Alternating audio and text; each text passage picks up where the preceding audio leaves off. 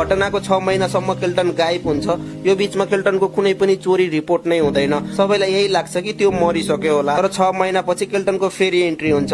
उसले आउने बित्तिकै एउटा पुलिस स्टेसनबाट पुलिसको गाडी चोरी गर्छ र जंगलमा लिएर जलाइदिन्छ। उसले रातिको समयमा सुपरमार्केटमा चोरी गर्थ्यो, मान्छेहरूको गाडीहरू, बोटहरू चोरी गर्थ्यो। ऊ फेरि पनि अमेरिकाको सिर दर्द भइसकेको थियो। उसले 1 हप्ताको भित्र नै 20 भन्दा बढी गाडीहरू चोरिसकेको थियो र हवाईजहाजलाई त उसले खेलाउन सम्झिन्थ्यो। ऊ आउने बित्तिकै 1 हप्ताको भित्र 3 हवाईजहाज उडाएर क्र्याश गरिदियो। तर उसलाई यो चोटि चोट लाग्दैन किनभने उसलाई जहाजको अनुभव भइसकेको थियो। पुलिसले उसलाई चारैतिर खोजिरहेका हुन्छन्। ऊ आफै पुलिसलाई कल गरेर आफ्नो लोकेसन दिन्थ्यो र त्यहाँबाट भाग्थ्यो। यो सब देखेर त्यहाँका 18-20 सालका केटाहरू उसको फ्यान भइसकेका थिए। उसको नामको फ्यान पेज बन्न लागे। मान्छेहरूले उसको फोटोको टी-शर्ट लगाउन लागे। हुन त ऊ एउटा चोर थियो तर उसको बहादुरी देखेर मान्छेहरू उसको फ्यान भइसकेका थिए। यति समय बित्दा पनि पुलिसले त्यसलाई समाउन सक्दैनन्। तर त्यो आफै पनि त्यहाँबाट बोर भइसकेको हुन्छ। त्यही भएर ऊ एउटा जहाज चोरेर क्यानाडा जाने सोच बनाउँछ र एयरपोर्टमा घुसेर एउटा जहाज चोर्छ र यो चोटि ऊ सजिलै क्यानाडा पुग्छ। उसले क्यानाडा पुगिसकेपछि एउटा खाली जमिन देख्छ, त्यहाँ क्र्यास ल्यान्डिङ गर्छ र त्यहाँबाट भाग्छ।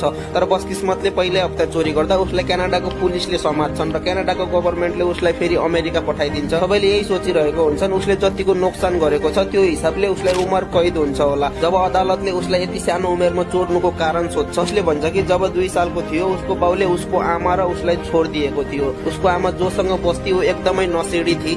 उसलाई बिना कारण पनि पिट्ने गर्थे। उसलाई धेरै दिनसम्म भुक्कै बस्नु पर्थ्यो। त्यही भएर उसले चोरी गर्न सुरु गरेको थियो र अदालतले उसमा तरस खाएर उसलाई हालतले चोर बनाएको भन्दै 4 सालको सजाय सुनाउँछ। केल्टन हेरिस अझै पनि अमेरिकामा बस्छ र अझै पनि उसको स्टोरी गुगलमा छ, गएर पढ्न सक्छौ।